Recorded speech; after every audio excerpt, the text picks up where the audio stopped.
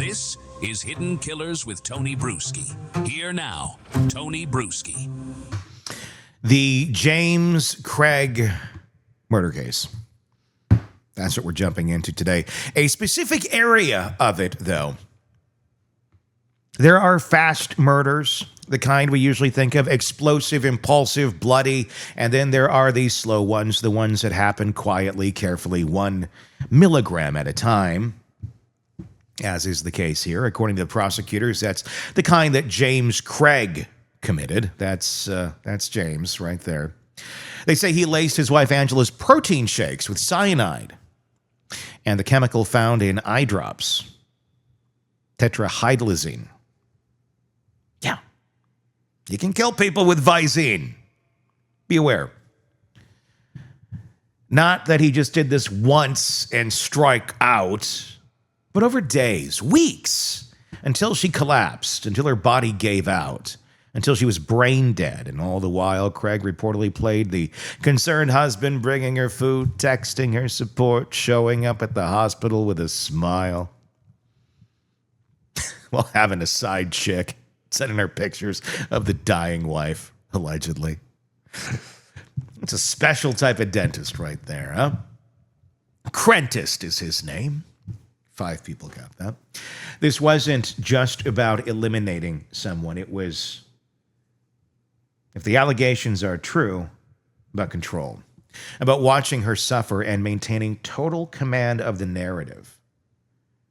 And that brings us to the heart of this conversation. What kind of mind doesn't just kill, but kills in this way?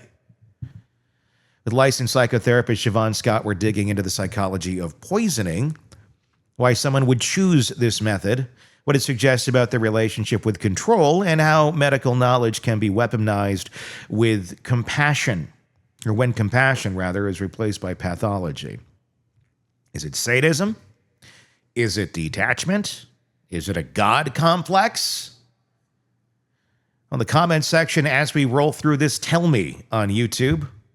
If you're not already there, search Hidden Killers with Tony Bruschi. And let's find out.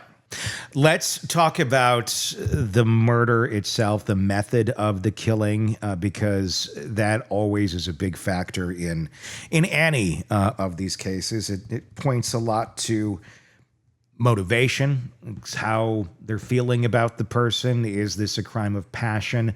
This was a really sick one. The method of killing was slow. It was poison. It was methodical. It was slowly introduced over time into her body, allegedly, if he's the one who did it.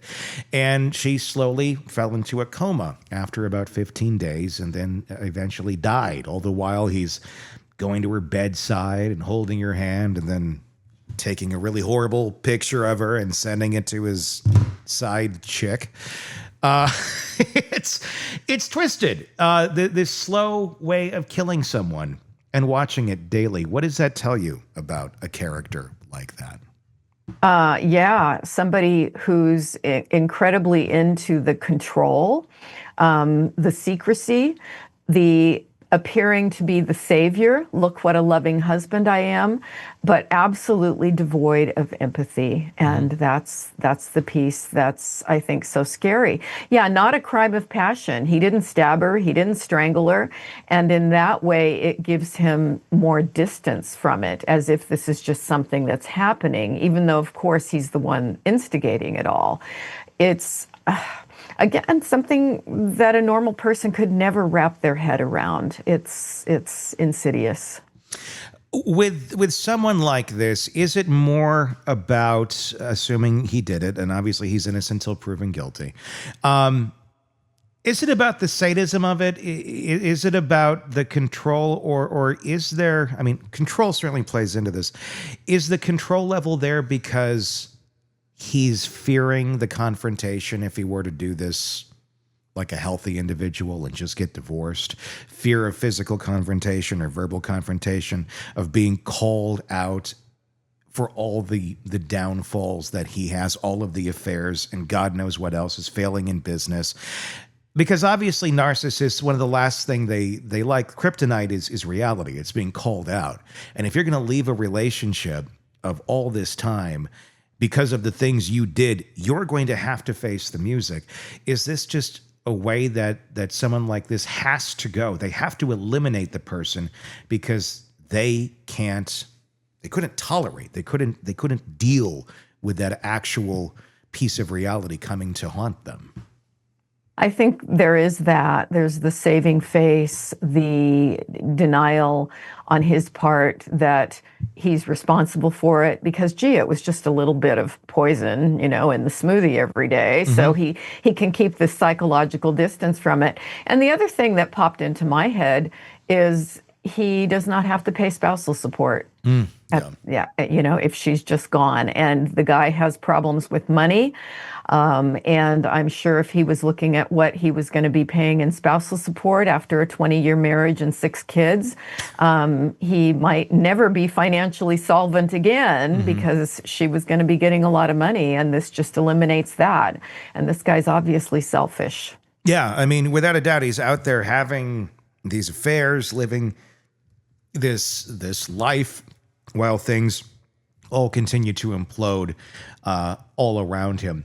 And there's a lot of weird things that went on here. We're going to get into some of it here in just a bit of what was going on behind the jail walls, what he was asking people to do.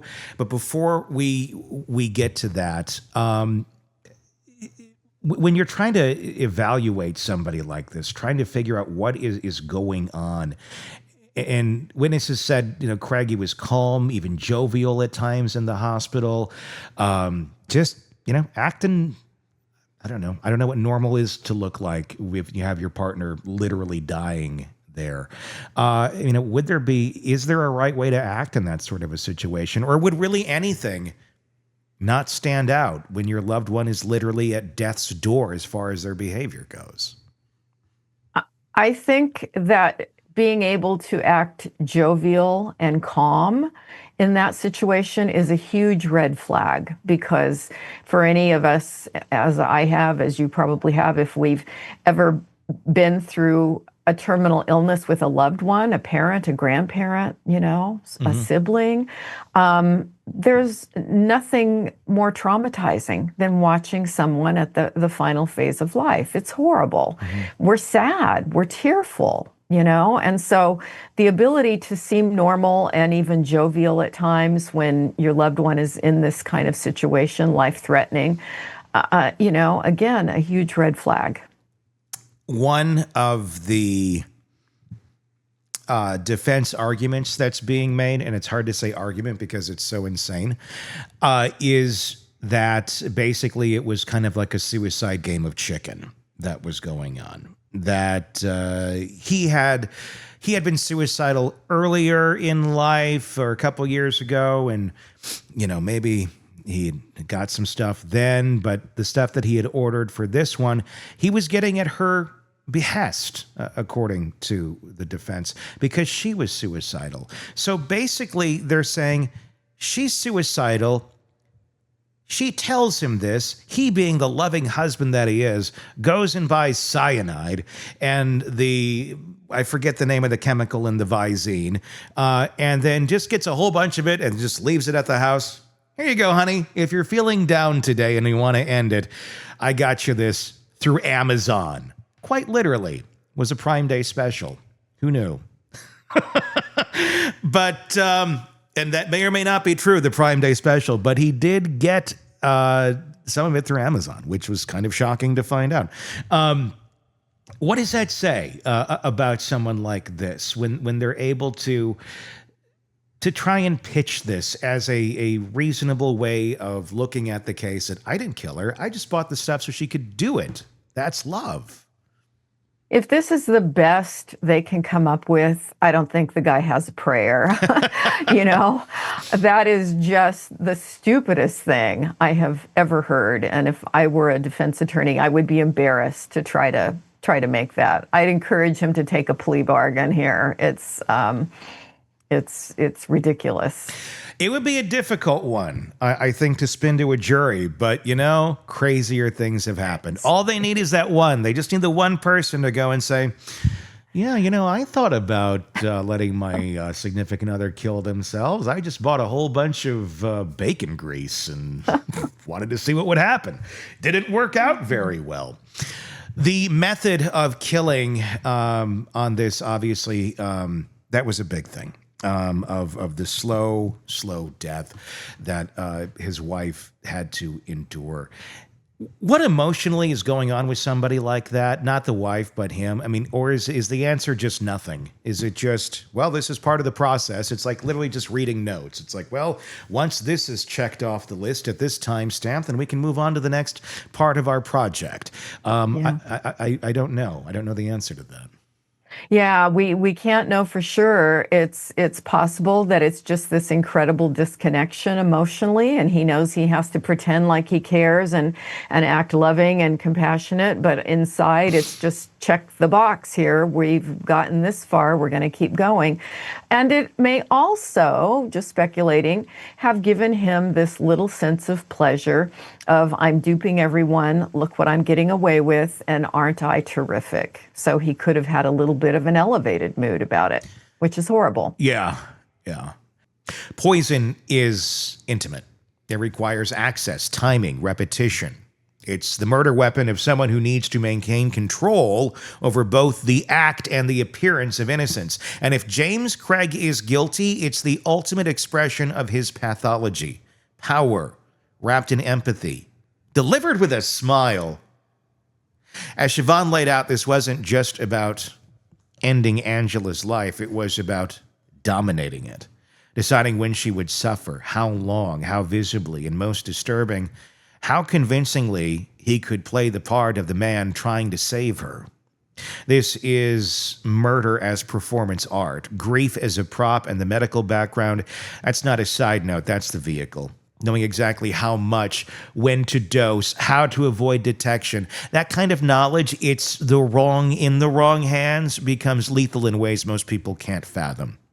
But we have to, because as we've seen, this doesn't just live in fiction. It lives in homes that look just like ours. Tell me what you think in the comments section on YouTube. If you're not there already, search Hidden Killers with Tony Bruschi and hit subscribe. Press subscribe on the podcast platforms as well, because up next in our conversation, we're going to turn to the part of the story that's arguably worse than the murder, the manipulation that followed, and the way Craig allegedly tried to use his own children as collateral in the aftermath. Yeah. So hit subscribe so you don't miss that. That piece is going to be released tomorrow, or if you're already watching this and it's all out there, it's in our feed. So you can go ahead and find that. Until next time, my name is Tony Bruschi. Thanks for watching. We'll talk again real soon.